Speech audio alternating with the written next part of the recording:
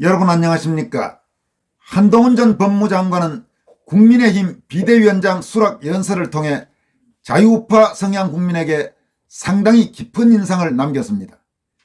그랬던 한동훈 비대위원장에 대해 최근 우파 국민들의 마음이 빠른 속도로 식어가고 있고 비판이 확산되고 있습니다.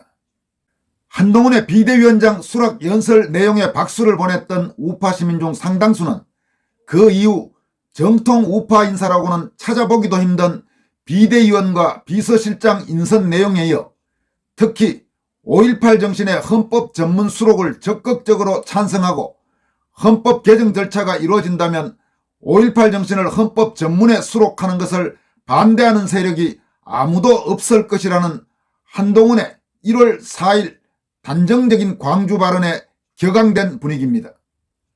한동훈 비대위원장이 자유우파 또는 보수우파 국민들을 더불어민주당 세력에 대한 반감과 위기감 때문에 어차피 자신과 국힘을 지지할 수밖에 없는 장기판의 조리나 주머니 안에 들어간 공깃돌 정도로 치부하는 것 같다는 지적도 적지 않습니다.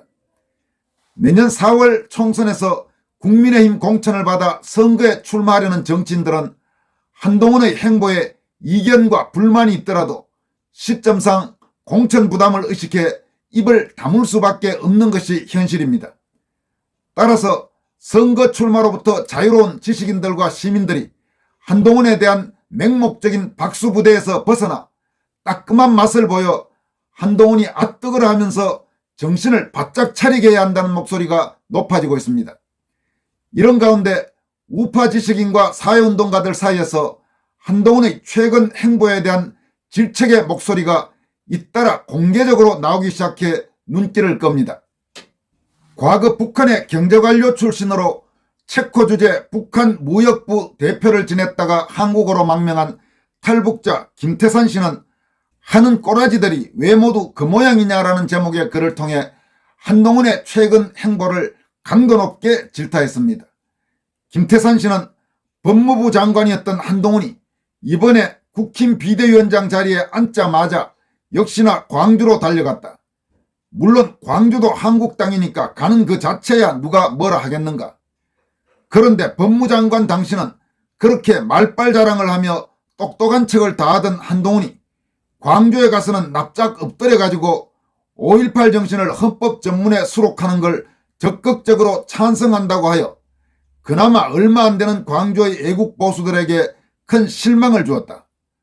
한 씨는 그 외에도 어떤 식으로든 헌법 개정 절차가 이루어진다면 지금의 상황에서 5.18 정신을 헌법 전문에 수록하는 것을 반대하는 세력이 아무도 없을 것이라고 발언하여 국민들과 보수 우파를 바보로 만들었다면서 아니 한동훈이가 도대체 뭔데 그따위 한심한 결론을 내린단 말인가라고 강도 높게 비판했습니다. 김태산 씨는 이어서 물론 한 씨를 무조건 지지하는 분들은 내년 총선에 한 사람이라도 더 끌어들이기 위한 제스처라고 항변하며 오히려 나를 무식하다고 욕을 할 것이다. 그러나 생각들을 해보라. 한동훈이 저런 말을 한다고 해서 광주의 표심이 과연 흔들리겠는가? 아니다. 오히려 흔들리는 것은 한동훈을 믿었던 보수 우파들 뿐이다. 그런 생각을 하는 사람들 자체가 특등 아메바다. 그럴 바에는 차라리 김정은이가 변할 것이라고 믿는 것이 빠를 것이다 라고 지적했습니다. 그는 이어서 오히려 광주 사람들 앞에서 툭 까놓고 이제는 광주 시민들도 정신을 차리고 애국 애족에 힘을 합치길 바란다고 하면 따라올 사람들이 더 많을 것이다. 이건 대한민국 정부와 여당이 불순 세력들에게 질질 끌려다니며 눈치를 보고 아첨을 하니까 광주의 애국자들도 갈피를 못 잡고 있음을 왜 모르는가? 정부와 여당이 광주의 눈치를 본다는 게 말이 되는가? 이래가지고 무슨 맨날 자유요 단합이요 떠들어봐야 변할 게 뭐란 말인가 라면서 한동훈은 법무장관 당시 특별히 해놓은 것도 없이 말장난으로 몸값을 올렸을 뿐 진정한 애국자는 아니란 뜻이다. 그것이 이번 광주행 발언에서도 정확히 표현됐을 뿐이다. 나 개인의 의견을 적었을 뿐이니 판단은 독자들에게 맡긴다 라고 밝혔습니다. 또 최근 86 운동권의 불편한 진실을 담은 장편소설 86학번 성현이를 출간해서 큰 화제가 됐던 여성 작가죠. 박성경 작가는 다음과 같이 밝혔습니다. 5.18 묘역 찾고 5.18 정신 헌법 수록에 찬성한다면서 586 청산하자고, 이제 데모하다 과잉 진압하면 예비군 무기고 털고 장갑차 탈취해 나와서 군인들과 한판 붙는 것이 국민의 의무가 됨.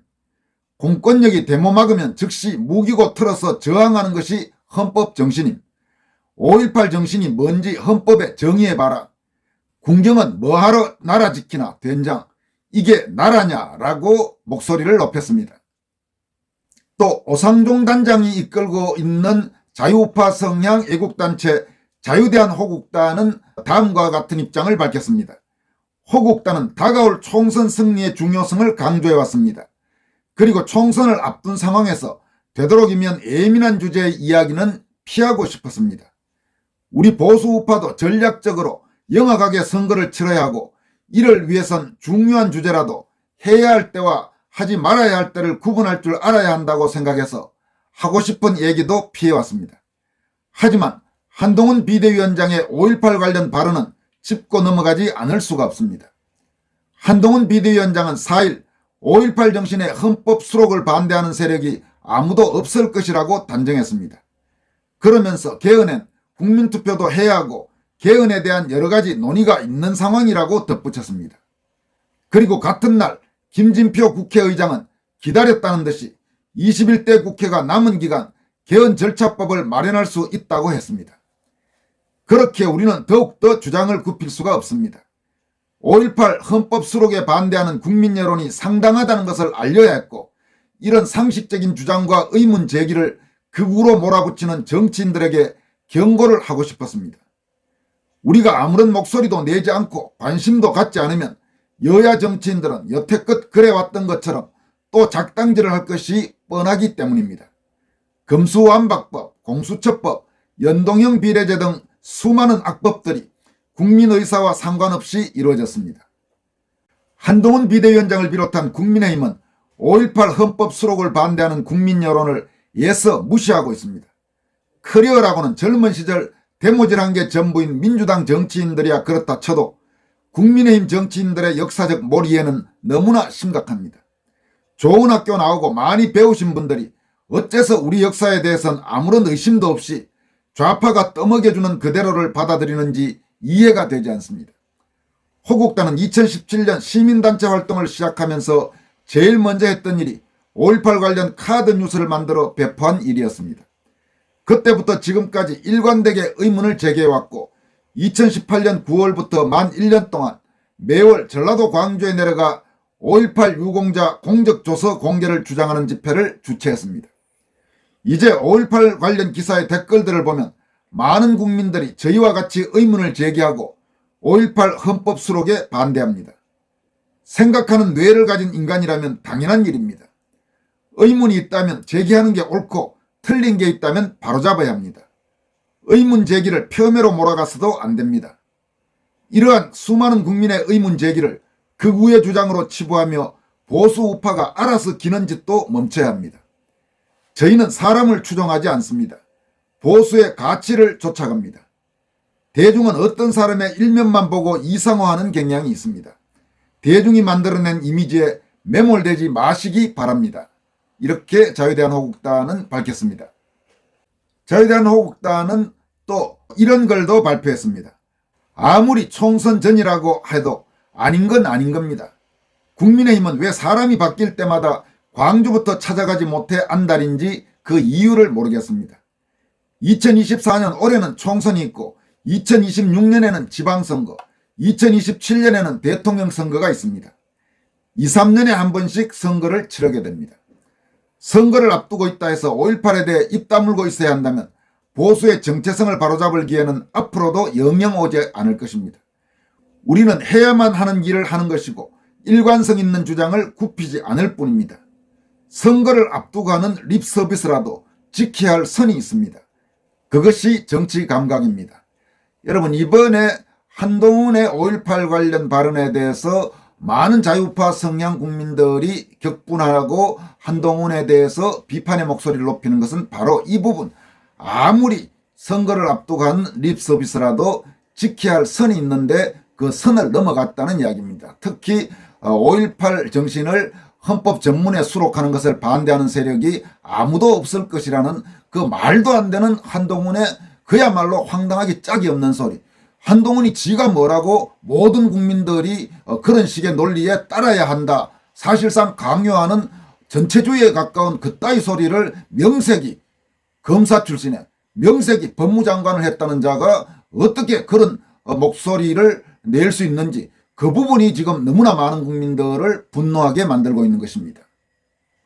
달리 말한다면 한동훈이 자기 생각으로 나는 5.18 정신을 헌법 전문에 수록하는 것을 찬성한다, 이렇게 말하는 것이야 본인의 생각이니까 설사 생각이 서로 다른 사람들이 있더라도 그건 인정을 할 수가 있죠. 그렇지만은 자기가 그런 생각을 가지고 있다고 해서 대한민국의 모든 국민들이 그런 생각을 가져야 한다라고 말하는 거, 그게 어떻게 제대로 된 상식적인 판단을 가진 사람의 입에서 나올 수 있는 말이란 말입니까?